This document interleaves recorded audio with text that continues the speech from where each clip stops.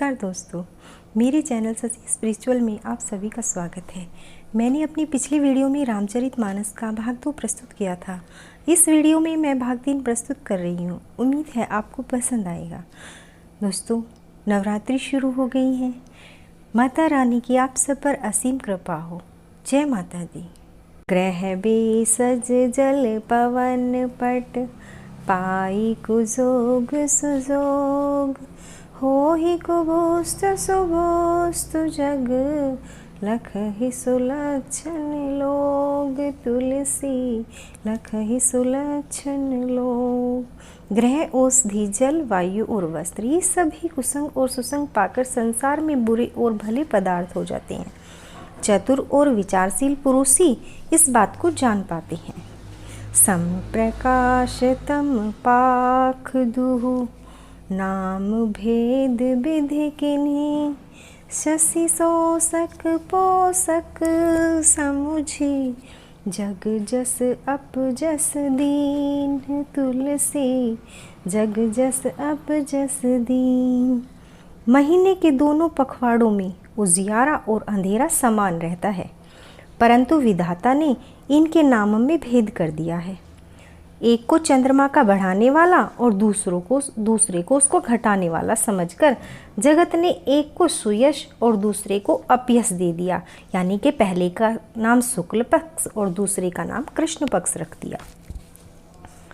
जड़ चेतन जग जीव जत सकल राम में जानी बंदौ सबके पद कमल सदा जोरी जुग पानी तुलसी सदा जोरी जुग पानी। जगत में जितने जड़ चेतन जीव हैं, सबको राम में जानकर मैं उन सबके चरण कमलों की सदा दोनों हाथ जोड़कर वंदना करती हूँ।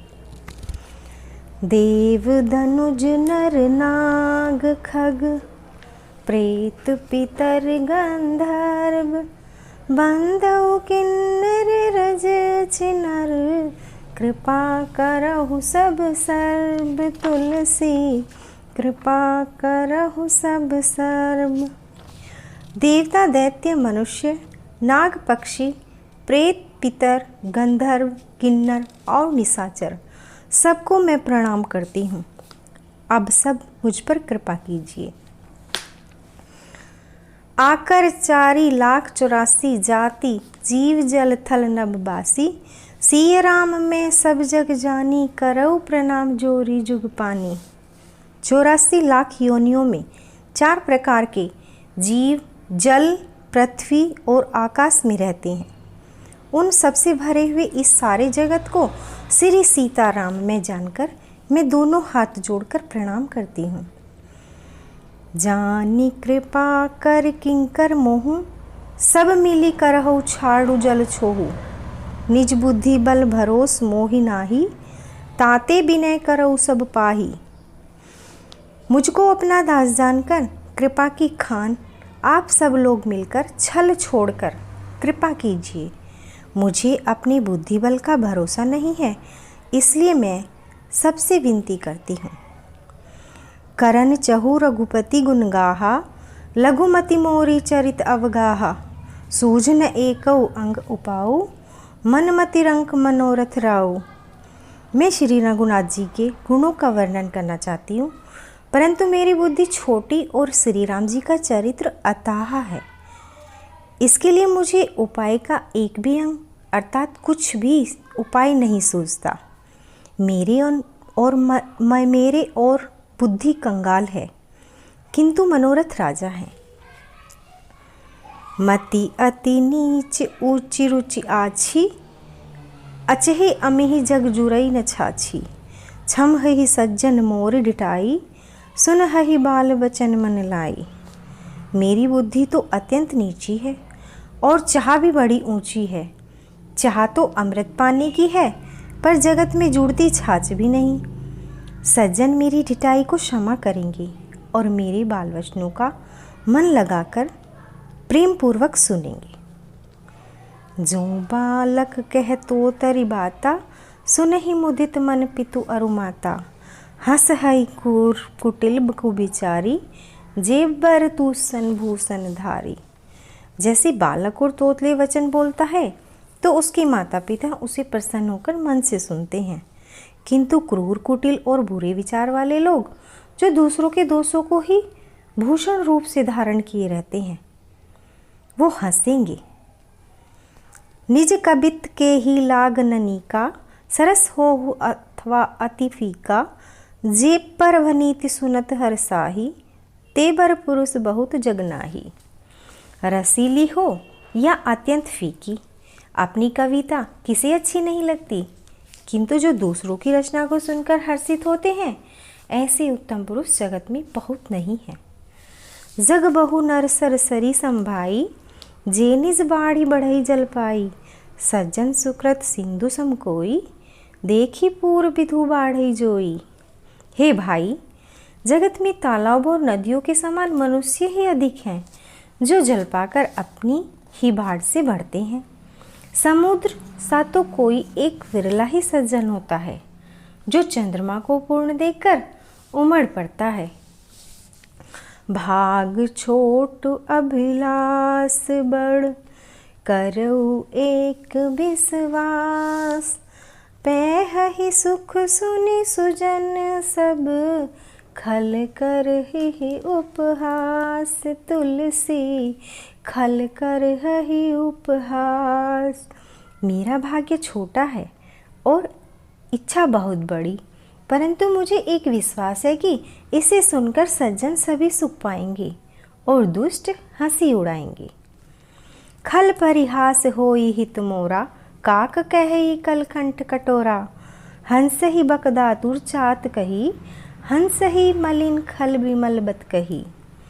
किंतु दुष्टों के हंसने से मेरा हित नहीं होगा। मधुर कंठवानी कोयल को कोई तो कठोर ही कहा करते हैं, जैसे बुगले हंस को और मेढक पपीहों को हंसते हैं, वैसे ही मलिन मन वाले दुष्ट निर्मल वाणी को हंसते हैं। कबित रसिक ने राम पद नेहु, तिनहि कह सुखद हास रस पएहु। भाषा भनी तिभोरी मति मोरी, हंस बिजोग हंसे नहीं खोरी। जो न तो कविता के रसिक हैं और न जिनका रामचंद्र जी के चरणों में प्रेम है, उनके लिए यह कविता भी सुखद हास्य रस का काम देगी। प्रथम तो यह भाषा की रचना है, दूसरी मेरी बुद्धि भोली है, इससे यह हंसने के योग्य ही हैं। हंसने में उन्हें कोई दोष नहीं। प्रभुपद प्रीति न समझुनी की, तिन ही कथा सुनी लगी ही फीकी। हरिहर पद रति मत न कुतर की, तिन्हें कहूँ मधुर कथा रघुबर की।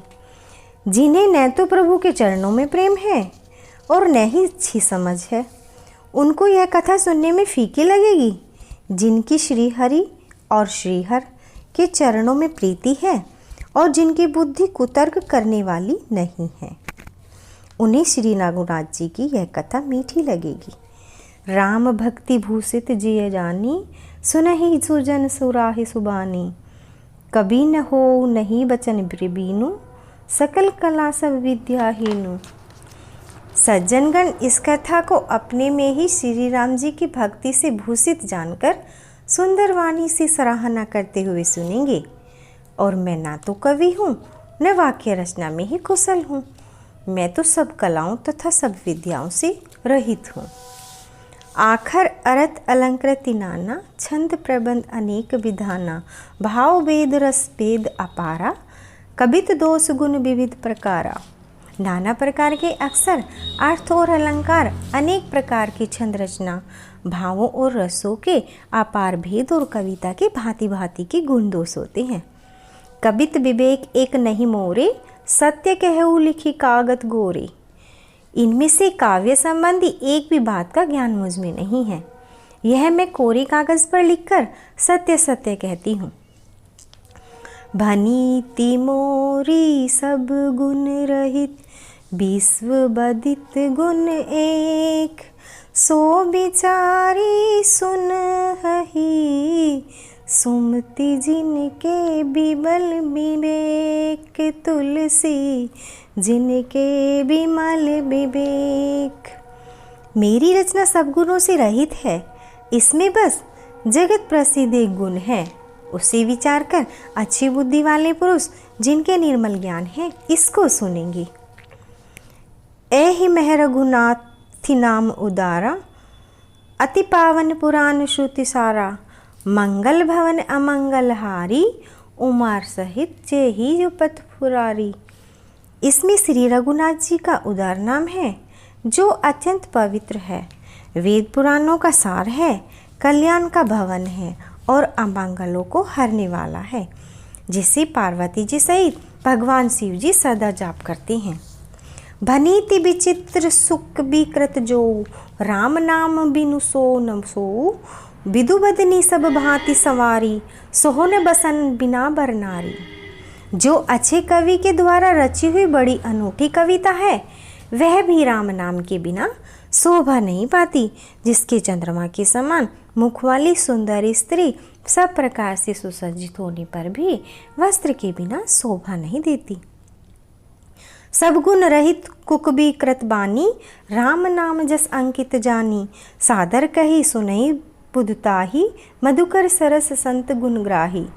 इसके विपरीत कुकवि की रची हुई सब गुणों से रहित कविता को भी राम के नाम एवं यश से अंकित जानकर बुद्धिमान लोग आदरपूर्वक कहते और सुनते हैं, क्योंकि संत जन भोरे की भांति गुण ही को ग्रहण करने वाले होते हैं। जपि कबित रस एक नाही, राम प्रताप प्रकट एहि माही, सोई भरोस मोरे मन आवा, केहि न सुसंग बड़प्पन पावा।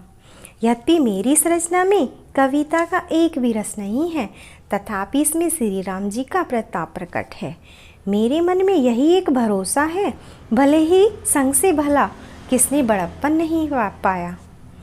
धूमऊ तजई सहज करु आई, अगरु प्रसंग सुगंध बसाई, भनीति भदेश वस्तु भली बरनी, राम कथा जग मंगल करनी। धुआं भी अगर के संग में सुसंधित होकर अपने स्वाभाविक कड़वेपन को छोड़ देता है। मेरी कविता अवश्य भद्दी है, परंतु उसमें जगत का कल्याण करने वाली राम कथा रूपी उत्तम वस्तु का वर्णन किया गया है। मंगल करनी कलीमल हरनी, तुलसी कथा रघुनाथ की, गति क्रूर कविता सरित की जो, सरित पावन पाथ की। प्रभु सुजस संगति भनीति, भली होई सुजन मन भावनी, भव अंग बर भूति मसान, सुमीरत सुहावनी पावनी। तुलसीदास जी कहते हैं कि श्री रघुनाथ जी की कथा कल्याण करने वाली और कलयुग के पापों को हरने वाली है। मेरी इस भद्दी कविता रूपी नदी की चाल पवित्र जल वाली नदी की चाल के भांति टेढ़ी है। प्रभु श्री रघुनाथ जी के सुंदर यश के संग से यह कविता सुंदर तथा सज्जनों के मन को भाने वाली हो जाएगी। शमशान की अपवित्र राख भी श्री महादेव जी के अंग के संग से सुहावनी लगती है और स्मरण करते ही पवित्र करने वाली होती है। प्रिय लाग ही अति सब ही मम, भनीति राम जस संग, दारु विचारो के करई को, बंदई मलय प्रसंग, तुलसी बंदई मलय प्रसंग। श्री राम जी के यश के संग में मेरी कविता सभी को अत्यंत प्रिय लगेगी। जैसे मलय पर्वत के संग से काष्ठ मात्र वंदनीय हो जाता है, फिर क्या कोई काठ का विचार करता है। श्याम सुरभि पै बिसद अति, गुनद कर ही सब पान, गिरा ग्राम्य सिय राम जस, गावहि सुनहि सुजान, तुलसी गावहि सुनहि सुजान। श्यामा गौ को काली होने पर भी उसका उज्जवल और बहुत गुणकारी दूध होता है, यही समझकर सब लोग उसे पीते हैं। इसी तरह गंवारों भाषा में होने पर भी श्री सीताराम जी के यश को बुद्धिमान लोग बड़े चाव से गाते और सुनते हैं। मणिमाणिक मुकुट सभी जैसी, अहि गिरी गज सिर सोहि न तैसी, नृप किरीट तरुणी तनु पाई, लहई सकल शोभा अधिकाई। मणि माणिक और मोती की जैसी सुंदर छवि है, वह सांप पर्वत और हाथी के मस्तक पर वैसी शोभा नहीं पाती। राजा के मुकुट और नवयुवती स्त्री के शरीर को पाकर ये सब अधिक शोभा को प्राप्त होते हैं। तैसे ही सुख बिकबित बुध कही, उपजही अनत अनत छबिलही, भक्ति हेतु विधि भवन बिहाई, सुमृत सारद आवति धाई। इस तरह बुद्धिमान लोग कहते हैं कि सुकवि की कविता भी उत्पन्न और कही होती है और शोभा अन्यत्र कहीं पाती। कवि के स्मरण करते ही उसकी भक्ति के कारण सरस्वती जी ब्रह्मलोक को छोड़कर दौड़ी आती हैं। रामचरित सर बिनु अनवाही, सो श्रम जाई न कोटि उपाय, कवि कोविद अस हृदय बिचारी, गावही हरि जस कलिमल हारी। सरस्वती जी की दौड़ी आने वाली वह थकावट रामचरित रूपी सरोवर में उन्हें नहलाए बिना दूसरे करोड़ों उपायों से भी दूर नहीं होती। कवि और पंडित अपने हृदय में ऐसा विचार कर कलयुग के पापों को हरने वाले श्री हरि के यश का ही गान करते हैं। की नहीं प्राकृत जन्म गुण गाना, सिर धुनि गिरा लागत पछिताना, हृदय सिंधु मति सीप समाना, स्वाति शारदा कहि सुजाना। संसारी मनुष्यों का गुणगान करने से सरस्वती जी सिर धुनकर पछताने लगती हैं।